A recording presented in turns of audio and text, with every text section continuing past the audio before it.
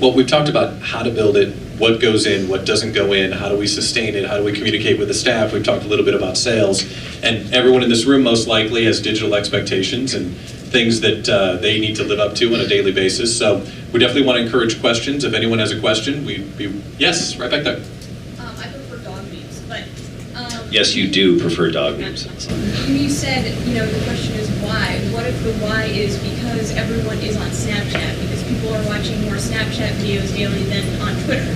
So what if the why is because, we want to stay relevant and we need to be on that app? I still think you need to know why your property needs to do it. For example, I don't... I'm going to say this, and I'll speak in my former sense. At the time Snapchat was around, didn't feel B98 in Atlanta needed to be on Snapchat. Now that was just because nobody could tell me why. Again, what are you putting on there because we have a strict copyright policy, right? So you can't just take a picture of an artist off the computer, so who's doing it and why? Meanwhile, 97.1 The River might be more active out and take more unique snaps and share it, but I think you need to stay true to your audience. Just because everybody's on it, to me, is not a reason. Again, I made the example, Star 94 was doing Pinterest, so an account executive told the GSM, who told the GM, and an account was already created for Pinterest before it ever got to me as the head of digital. Just because Star 94 in Atlanta was doing Pinterest didn't mean that B98 had to do Pinterest. They were doing a great job at Pinterest. We didn't have the air talent that would support doing Pinterest every day or keeping it up or doing it. So I still think just because everybody's on it is not always the reason to be part of something. Now, we spoke a lot about digital, but there's, obviously there's a lot of other things that we pay for, websites, video that we can do. And when you think video, and Drake is around here too, and he's the video expert of Conclave, we built a studio in Atlanta, and we did a big thing, and you see a lot of stations do that, but you don't need that. You can do Facebook Live off a cell phone at a concert or whatever, and that connects to your audience. It doesn't have to, not everything streaming and podcasting and all this stuff has to be these big companies that do all these things. You're like, oh, you got to build a studio and it costs us $2 million and it's sponsored by Blue Cross Blue Shield. No, it can be like just a conference room that you have to kick people out of a meeting to have the local artist play in. Well, I could really relate with Christina before we came up here. You work for a really big company, you're in a big market, Minneapolis, and you were describing to me about how your average day goes. And I do this, and I do that, and I do this. I could really relate with that, because when it comes to digital, it seems like there's always something that has to be done and you're behind. Do you feel that way on the average day? I mean, that's how it seems to be. Definitely. So that's why when we were talking about video, it's kind of fun these days because it's not something that we need to sit down and we gotta hire a videographer and get it done this week, we gotta be professional. Because of Facebook Live and Periscope and just or natively uploading it to Facebook, it just be in the moment, just do things behind the scenes with your jocks. Giving your listeners that behind the scenes peek and that's the content they can't get anywhere else, and that's the content that's gonna resonate with them. And when you think of videos, not everybody can afford a hosting platform, right? So you can take YouTube and you can put your station videos up, and then you can host them on your website, and then you can use things like Facebook Live or Periscope or Twitter Live to entice people, show them a little bit of the performance, and then say, hey, get more at insert station here. You don't have to give away the whole, the cow. You can entice them to come to your property that you get paid for, because we sell advertising on our digital sites, because it's a vicious circle where you question your account executives as to why they're not selling the properties, and then they, the O&Os, the websites and stuff, and they say, well, because we don't have enough page views, we don't have this and that. That's because you're giving away everything on Facebook, and you're giving away everything on Twitter. Now, you can monetize Facebook, but it's a very strict policy that Facebook has that you have to abide by, and you can do it, and that's great. But if you don't know how to do it, or you don't have the resources to do it that way, use your social, use Snapchat to bring people back, because you can snap different pieces of something and then put up a black screen with text saying, see more at insert site here.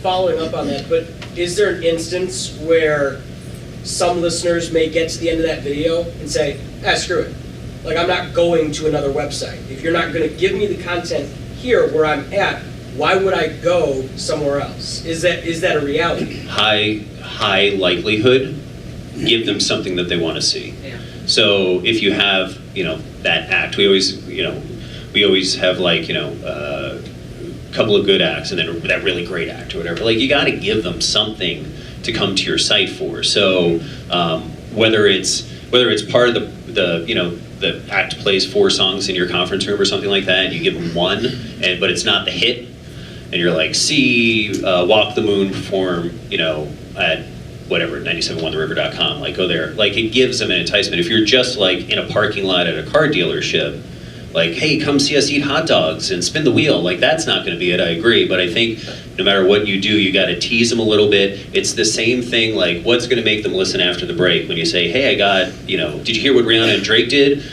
I'll tell you after this. And then, it's the same thing. It's that same thought process. Back. I recognize that revenue is sort of a challenge, that whether we want it on our digital assets or not, but let's assume that we're trying to monetize. And JP, I'd love to hear your opinion on this too. So our salespeople are going into our local businesses, and a theme that is constant is, well, I'm moving 35% of my budget into digital. Now, they don't know what that means, but that's what they say. A lot of salespeople just walk out and think I'm losing revenue. But if you really did rule the world, what questions would you want salespeople to be asking up front with regard to digital that would help us come up with better solutions for them? So what are the questions that we should all be asking before we make a commitment that we're going to have the 10% off on a lube job or something? That was something entirely different than what we were talking about. That's digital. That's right. My first reaction to that is no different than any other question I want the clients to be asked, which is, what are you trying to accomplish? Tell me what your goals are. Tell me what your needs are. Because I'm not a digital expert, but we know people who are. And if I know that you're trying to accomplish A, we can tell the people who know what they're talking about, this is what they're trying to get done.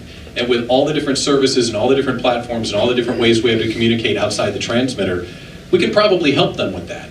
What drives me crazy is, well, my client wants to do specifically this. Well, why? And oftentimes they don't know the why, and that's not a critique of the sales folks, they bust their butt. But knowing the why, that's the first thing, like the most important thing I need to know before I can do anything. I don't know what you guys might say, but that would be my answer. That took it out of my mouth. Oh, there you go. I think also, again, we're talking about, social, and we're talking about stuff like that, but if you have digital assets, if you have the ability to place ads for clients, if you have the ability of doing product placement, if you have on the regular groups coming into your conference room, your stage or whatever it is, and you're putting videos on the regular, can you do product placement? Can you do sponsorships of that? Can it become the Jim Ellis performance studio? Can it begins to become greater than that? Can you do pre-rolls of your air personality talking for 15 seconds before that video starts? Also posting an hour performance, don't do that. Post 4 segments of that performance, then you can throw ads in between. And also they become, and we hear about this all the time, and snackable content is subjective. It's not just 3 minutes. It's not just 7 minutes or whatever. It's just smaller than putting that whole hour concert up, because you're not going to get all the plays, but you can monetize more if you cut that hour into 10-minute segments or whatever it is. So it really is knowing what assets you have to offer that's actually mostly separate from what we started this whole discussion about, but you have to either include a digital person, I think, in that discussion. Maybe going out, you send a PD out to talk about your station. Why don't you send a digital person to talk about your digital platforms, because they can talk about ad sizes, video rolls, all of that stuff. I think you should start with having that digital person, a digital representative, with your account executive, and I think that will help. Not just letting, again, you wouldn't let your AE just talk about the station.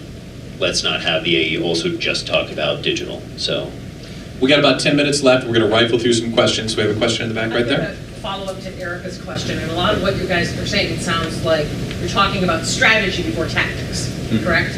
I mean, sellers should be talking about strategy before going in and selling specific tactics. But in that vein, native advertising is such a big proliferating option for us now in radio that we've never had before because of its growth in the digital space. In December, the FTC issued an entire guideline on how we can stay within their guided rules to do digital native advertising. It applies to us. How are you addressing that with your sellers? Because to me, it's such a wonderful opportunity because it's what we do inherently on air. It comes with a whole now, thanks to the FTC in December, set of guidelines we have to follow. How are you addressing that? I think, are you talking about the kind of saying, oh, I use this, but not really making it that? Everything. Yeah. I mean, that's a That's the 7-page document of guidelines. Yeah, it's the Kim Kardashian. We actually can thank her is who we can thank. And what for those of you who don't know, and if I'm not exactly 100%, correct me, but just saying, oh, this Chevy that I drive is the best Chevy ever. If you're getting paid for it, you have to do something. And for us, for my company, it is #spawn or #ad. But we preface that. We say, hey, like the Jock will do the endorsement on their whatever, on the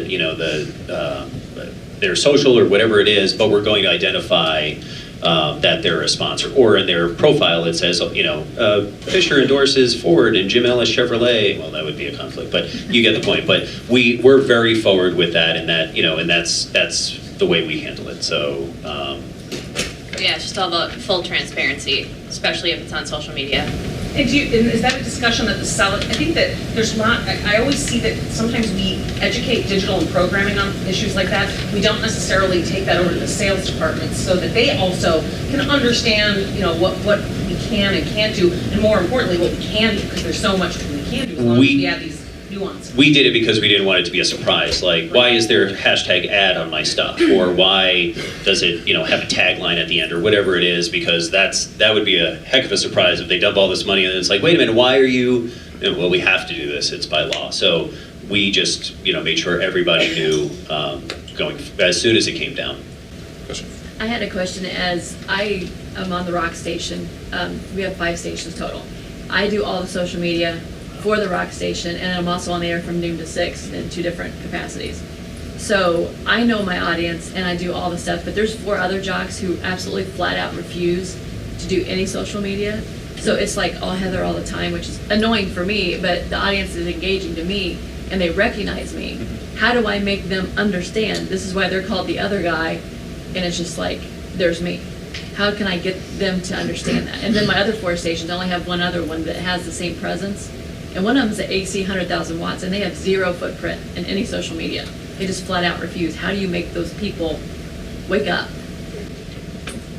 From my point of view, and you're on the ground, so I'll make this quick, but when I was over digital, I had a great support staff from market manager, the PDs, and when I got aboard, because again, I was with the company, so I came in, so they're like, listen, you know the way the company works, you know everything, just do it. So I had a lot of support. What I think also, and we kind of touched on a little bit, is you need that support. You need to explain maybe to the program director, to the operations manager, to the GM why you need them to reinforce what you're saying, or show them. A lot of digital is educating others about why, and it's not just why we should sell it or why we should use it on the air. It's why it's important, or I think for me that's where I would start, is trying to get the support, because you can only do so much, or you're their peer. You need somebody to kind of put the hammer down and say, listen, and show, this is what Heather's doing and this is why it's working. Take a hint, like they know who her name is, and you guys are the other guys. So they've done that. Like, we have our 2 stations that do that stuff, but the other 3 just get pissed at us because we're making them do more work. That's the way they look at it, is, you just give them more work to do. to me, that's old school. Yeah. It should just be part of the job. See, and that's what I said. And if that's too much work, we can show them something and not working at all. So I agree that's with real that. easy to do. So I'm glad you guys reinforced that. Did you have something to add on that? I didn't mean to cut you Oh, off. About social and getting everyone to use social. I kind of understand. I mean, I understand, but I'm saying we also don't have a designated point person for social, so we kind of break it up amongst promotions, the digital department, and programming. So it's kind of just a team effort. And Yes, we do have some jocks who are maybe not adamant about maybe using Twitter over Facebook. Like I said, the guy who doesn't know how to turn on the computer always finds the best memes. He only uses Facebook. Like if we taught him Twitter, you know, it's going to be a slow process for some people, and that's fine. But it's baby steps and getting them comfortable with it, and that's all you can do. Gentleman in the back. When you talk about digital and social, you talk about content. I've seen a lot of websites, a lot of stations spitting out content, talking out listeners. How important is it for you to create conversations with listeners? Because that's how I was always taught with digital. And you see a lot of stations, Facebook, Twitter, they're throwing stuff out at people instead of engaging with them. And I know that like Facebook Live, it helps out with that type of thing, but just wanted to get your view on it. Yeah, we always did, when I was having the jocks, again, I'm not in that role anymore, so my policy was you have to have some sort of engaging portion to it. So you don't just give them the facts. I think it was something like start off with, can you believe that, blah, blah, blah, blah, blah. Like grab their attention, but there has to be something to bring them back. Like posting and just getting likes, not it. You want people to interact with your post. And that also involved me sitting down with them. We're going to see them in the studio for a little bit, and again, it depended on who the jock was or the personality, but you want to explain that just doing a, is this cool, question mark, yes or, that leads to yes or no. It's, if, oh, so-and-so cheated on so-and-so, how would you handle that if you caught your husband at, or your girlfriend, or whatever the case is. You need to get that hook that is more than the yes or no, or just a kind of so when we posted on social, it was always something. It was always engaging, and it evolved. So originally it was just a post with a question, but then I was like, no, you got to get the kind of question in the beginning to hook them in to read the rest of it. So that was a kind of evolving way of developing the social. Let's start this way, and then it went into something. But exactly the point, you needed to have that hook to bring them in. But going back to when we were talking about measuring, just like Google Analytics, when you do post on Facebook, seeing what is working, what's not, what's engaging, what did we do right about this, that'll definitely help you tailor your content in the future of what resonated with your audience and what sparked a conversation. We're out of time for questions right now, but what's special about the Conclave is that Fisher and Christina will be here. So please come up and say hello, ask them questions, and that's the spirit of the Conclave, right? To get to know others, to ask questions, and to learn. I want to thank these two for being on our panel here today. Excellent job. Also want to thank Eric and SoCast for being our sponsor today, so big round of applause for SoCast as well.